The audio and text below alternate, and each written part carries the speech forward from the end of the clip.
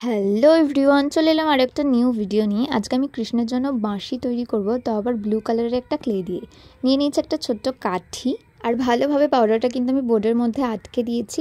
ভালোভাবে আটকে দেওয়ার পরেই কিন্তু নিয়ে নিয়েছিলাম ক্লেটা, ব্লু কালারের ক্লেটাকে খুব সুন্দরভাবে কিন্তু একটা রাউন্ড শেপের দিয়েছিলাম, বাট ওটা না ঠিক ভালো লাগছিল না, তাই আমি একটা ফুলের পাপড়ির মতো শেপ দিয়ে নিয়েছিলাম।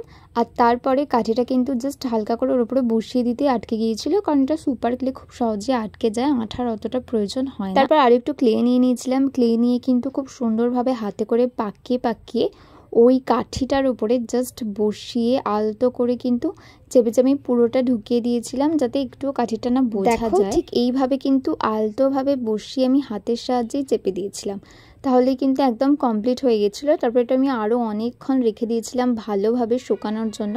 ভালোভাবে পাউডার দিয়ে তার উপরে রেখে দিয়েছিলাম। এরপর একটা পাথর নিয়ে নিয়েছিলাম হোয়াইট কালারের পাথরটাকে জাস্ট মাঝখানে আঠা দিয়ে কিন্তু বসিয়ে দিয়েছিলাম। যেহেতু এটা রাউন্ড শেপের করিনি, ফুলের পাপড়ির মতো একটা শেপ দিয়েছি, তাই আঠাটাও আমি ঠিক ওইভাবে দিয়ে কিছু গোল্ডেন কালারের পাথর নিয়ে নিয়েছিলাম। সেই গোল্ডেন কালারের পাথরগুলোকে আমি একটা একটা করে পরপর কিন্তু রাউন্ডভাবে না, যেরকমভাবে আঠাটা দিয়েছি ঠিক সেইভাবে কিন্তু পরপর বসিয়ে দিয়েছিলাম, ওইভাবে ডিজাইন করে। গোল্ডেন পাথরটা দেওয়ার পরেও না কীরকম খালি খালি লাগছিল, তাই আরও একটু ফাঁকা জায়গাটায় আঠা দিয়ে নিয়েছিলাম। আর নিয়ে নিয়েছিলাম কিছু ছোট্ট ছোট্ট সাদা কালারের পাথর।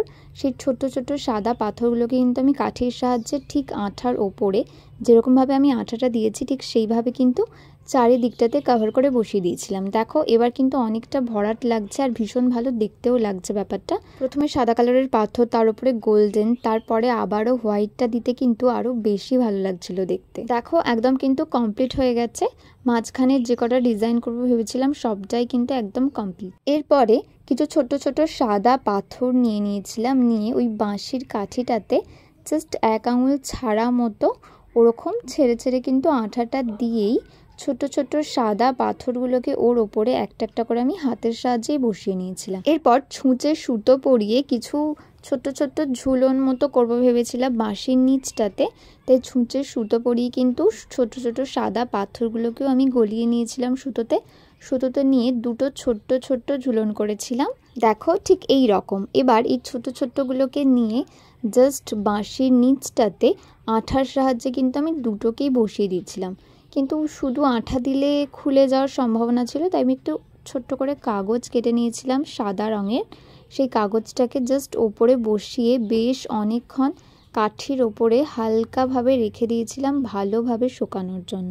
দেখো এখন কিন্তু একদম কমপ্লিট হয়ে গেছে আমাদের এই মিষ্টি কিউট রাখিটা। আমাদের যেহেতু রাধাকৃষ্ণ ঠাকুর আছে, তাই আমি ওখানেও নিয়ে গেছিলাম, কিন্তু যেহেতু এটা ক্লের তৈরি পরানো যায়নি, আমি জাস্ট বাঁশির ওপরে ধরেছিলাম। দেখো তো কেমন লাগছে।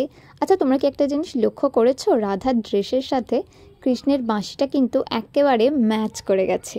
কি দারুণ লাগছে না এই ব্যাপারটা? যাই হোক, বাঁশিটা কেমন লাগলো সেটা কিন্তু অবশ্যই আমাকে কমেন্টে জানাবে, আর ভিডিওটা কেমন লাগলো সেটা তো অবশ্যই কমেন্টে জানাবে।